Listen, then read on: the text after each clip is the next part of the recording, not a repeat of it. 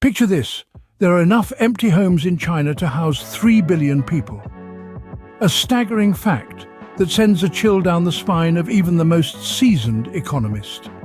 This is the grim reality of China's real estate sector, a sprawling landscape of vacant properties echoing with the silence of unfulfilled ambition. The property sector, once a beacon of prosperity, is now teetering on the brink of a crisis. Debts have soured, and firms are defaulting on their bonds, leaving behind a trail of significant financial losses.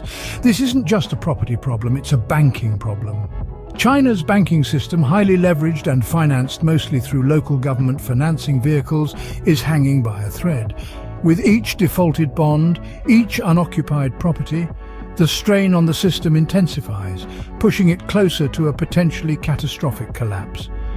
The scale of this crisis is unprecedented, even by historical standards. Experts predict that the losses in China's real estate market could surpass those seen in the US during the Great Financial Crisis. A chilling prediction that underscores the gravity of the situation unfolding in the world's second-largest economy. A name that has been popping up in the news a lot recently is Evergrande. This Chinese real estate giant has found itself in a quagmire of debt problems. But don't fret, because according to a central bank official, these problems are controllable. The spillover effect on the Chinese banking system is also deemed manageable. This might sound reassuring, but the reality is the company is in a tight spot.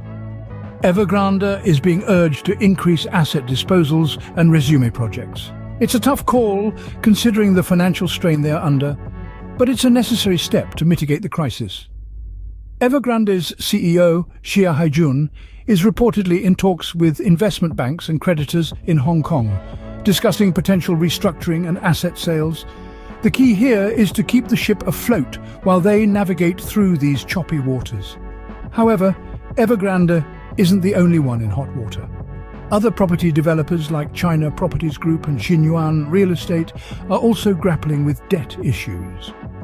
China Properties Group, for instance, has already defaulted on notes worth $226 million. Xinyuan Real Estate, on the other hand, narrowly avoided default by offering new bonds and cash in exchange for maturing notes.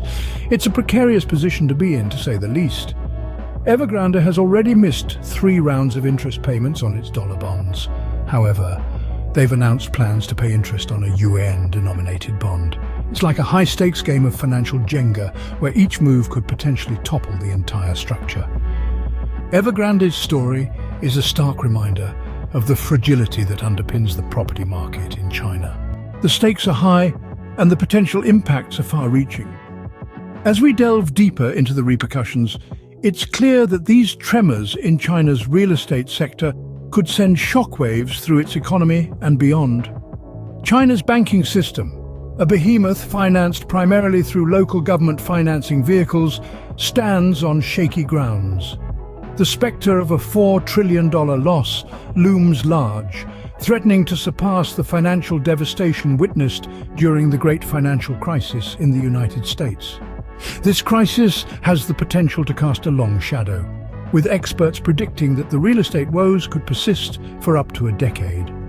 The reasons are manifold: souring debts, major property owners defaulting on their bonds, and an overabundance of empty homes, enough to house 3 billion people, leading to significant financial losses. It's a grim picture, indeed, a testament to a myriad of economic challenges that China faces. The ripples of this crisis are felt not just within China, but reach far and wide, touching the global financial market. The fear of contagion, a viral spread of the crisis, has led to a deepening rout in developers' bonds. Spreads on Chinese high-yield corporate dollar bonds have skyrocketed to a record high, indicating the market's perception of increased risk. Yet, amidst this turmoil, it's important to remember that the Chinese authorities are not standing idle. They are urging firms like Evergrande to increase asset disposals and resume projects, attempting to manage the spillover effects on the banking system. But the road to recovery is long and fraught with uncertainties. China's property crisis is not just a domestic issue, it's a global concern. The world watches with bated breath as the Dragon Nation grapples with this unprecedented crisis, a crisis that underscores the interconnectedness of our global economy. So, what can you do about this, you ask? Well, the first step is to stay informed.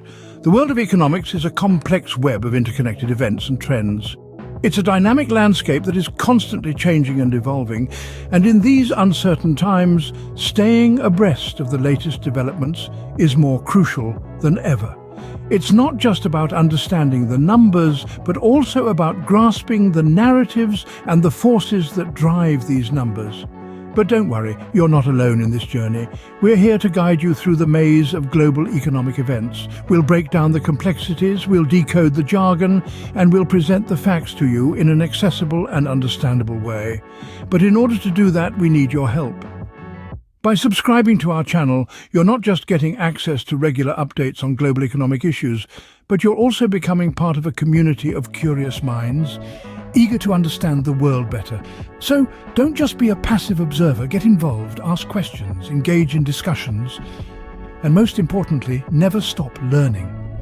Because in the world of economics, the more you know, the better you understand. Subscribe and stay tuned for more insights into the world of economics. Remember, knowledge is power.